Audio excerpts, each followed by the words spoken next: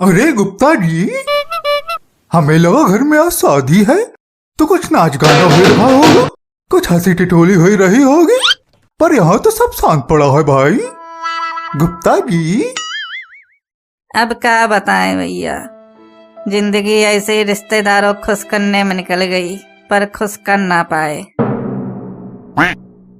शाम को बारात जाने को है, कोई कह देगा आज इस घर में शादी है, इधर हमारे लड़के की शादी है, उधर हमारे बहनों ही नाराज होके बैठ गए हैं, गुस्से में मंडप उखाड़े ले रहे हैं। क्या करें, बड़े परेशान हैं। अरे सरबेस, क्या दिक्कत है भाई? उधर वो हलवाई अपने मन से पूरी निकाले दे रहे, हमने कहा कम कम निकालो, मेहमानों गरम गरम खाने को मिलेगी, तो कह रहा 1 बजे बाद दूसरी बुकिंग है, मिश्रा जी की तेरे भी जाना है, ऑर्डर ले लिया है, मिश्रा जी भी अभी जाने को रहे।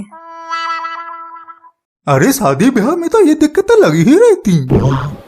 उधर हमारे फूफा जी मुंह फुला के बैठ गए हैं, कह रहे हैं अब हमारी रिश्तेदारी पुरानी हो गई है, इसलिए हमको कम वैल्यू मिलती है, पहले हमारे पिताजी उनको लिए लिए फिरते थे। अरे फूफा जी, आप भी? कह रहे हम अपनी ससुराल वालों को ज्यादा वैल्यू देते हैं। अब बताओ क्या करें, हम अपनी बीवी से दुश्मनी मोल ले लें हैं? अरे उसके मायके वालों को जरा सी वैल्यू कम मिले तो हमारी खुद की वैल्यू इस घर में शेयर मार्केट की तरह गिर जाती है। हमारे फूफा जी इस बात को समझते ही नहीं है, हमारी चली कहाँ रही है इस घर में, सब अपनी अपनी मर्जी चलते हैं। वो उधर हमारा लौंडा, वो देखो लेट आए घुग्गू समूलिए, 1 लाख की शेरवानी लेके आया है, पैसे कभी 4 कमाए नहीं और 1 लाख की शेरवानी पहनेगा। अरे हमारी पतलून ढीली हो गई इनके चक्कर में। 30,000 में घोड़ी वाला मिल रहा था, पर 80,000 की बग्गी किया है, बोला बग्गी सब देखते हैं, खुद की शकल उल्लू जैसी है तो सब बग्गी ही देखेंगे। लड़की वालों थोड़ा बहुत रुपया मिल जाता, वो भी नहीं मिला, लव मैरिज कर लिया।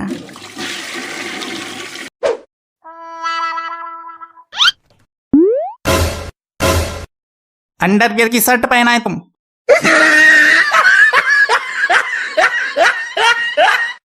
जे तुम्हारी चाची ने हमारे अंडरवियर की शर्ट बना दी। क्या है कि हमारा अंडरवियर फट गया था तो शर्ट बना दी, पीछे शर्ट फटी है, हमने पहनने से मना किया तो हमको मारने की दौड़ पड़ी। फिर क्या पहना है?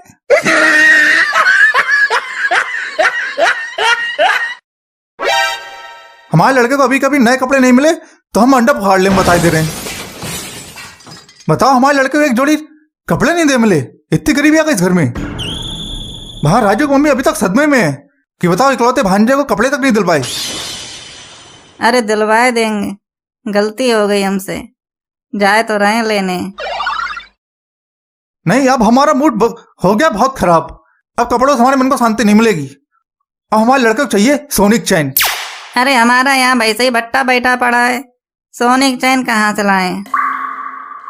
नहीं, हमारे लड़के को सोने की चैन चाहिए बस, और हम कुछ नहीं जानते, नहीं तो हम ऐसे मुंह फुलाए रहेंगे पूरी शादी भर, बताए दे रहे हैं। सोने की चैन तो नहीं दे पाएंगे, इतनी हमारी औकात नहीं है। तो देख लियो, फिर हम पूरी शादी भर तुम्हारी फजीयत कराएंगे, ऐसे मुंह फुलाए घूमेंगे पूरी शादी में, तुम्हारे सब रिश्तेदार देखेंगे, पूछेंगे इनको क्या हुआ, फिर जवाब देते फिर ना सबको। बताओ, हमारे लड़के को कपड़े तक नहीं दिलवा पाए, वैसे शादी में इतना भर भर खर्चा हो रहा है, और हमें जो कपड़े दिए वो भी रद्दी, एकदम 3rd क्वालिटी, कहीं से मिले मिलाए दे दिए होंगे, नहीं तो लग नहीं रहे। हमारे फोटो में छाड़ा हुआ मुंह बनाएंगे, फिर देखते रहना जिंदगी भर, और जहां तुम फोटो खिंचा रहे होगे ना, वहां अपना सड़ा हुआ मुंह घुसा देंगे, हर फोटो खराब कर देंगे तुम्हारा। हमें पूछिए कौन रहा है इस घर में जो हम कुछ बोले, हमारी अब बकत रही ही कहा। अरे फूफा जी, तुम अपना अलग दिमाग खराब किए रहते हो। कौन नहीं पूछ रहा तुमको? अब क्या तुम्हारे पीछे पीछे घूमते रहे और काम नहीं करें? शादी में इतने काम होते हैं। 1 घंटे से आके बैठे हुए हैं, किसी ने चाय तक को नहीं पूछा। तुम्हारा अगर साला आ जाता तो भर भर के चाय नाश्ता रख दिया होता। अरे कौन पूछ रहा साले को? मेरे भैया बुराई कर रहे थे। कौन कर रहा बुराई? सक्सेना जी से पूछ लो। अरे नहीं भाभी जी, तारीफ कर रहे थे। तुम अपने मसूड़े अंदर रखा करो। जब देखो चाय पीने चले आते हैं बस। मैं क्या जानती नहीं है कैसे मेरे भैया के नाम से इनकी आदतें सिकुड़ जाती हैं। मेरे भैया ने अगर बुराई की ना तो बताऊंगी तुमको। आग लगा दूंगी इस घर में, तो तुमको भी। समझे? समझ लेना अच्छे से। यहाँ रिश्तेदार मेरे भैया पीछे पड़ा रहता है। सोने की चैन मांग रहे हैं। कौन मांग रहा है चैन?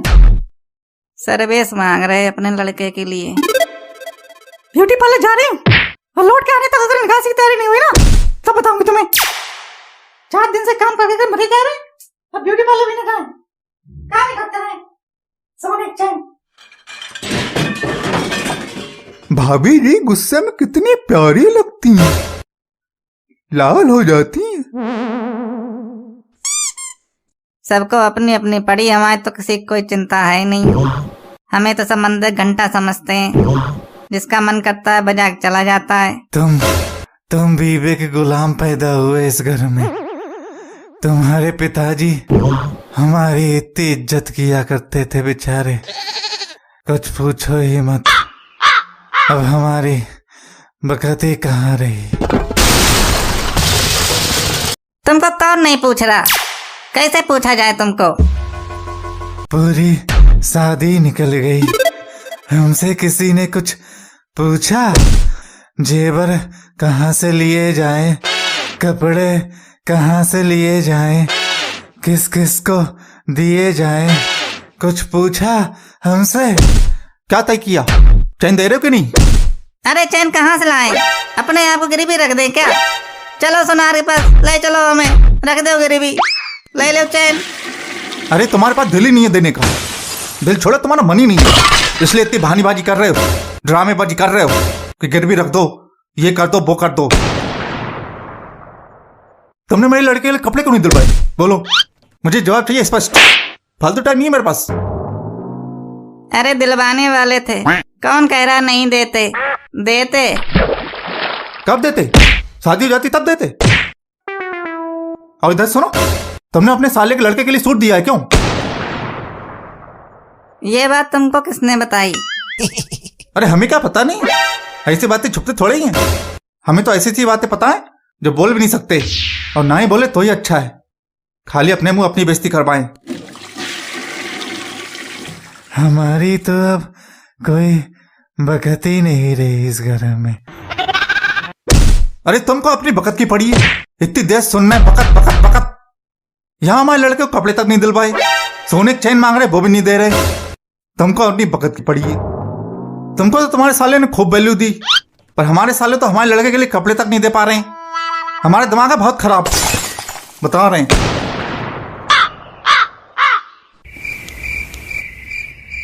क्या सोचे? आखिरी बार पूछ रहे हैं, चैन दे रहे हो कि नहीं? अरे चैन तो नहीं है हमारे पास। चैन नहीं दोगे तुम?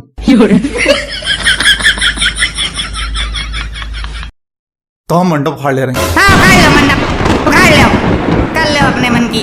ना होने दो हमारे लड़के की शादी। ऐसा कर रहा है हमारे मंडप उखाड़ ले रहे हैं।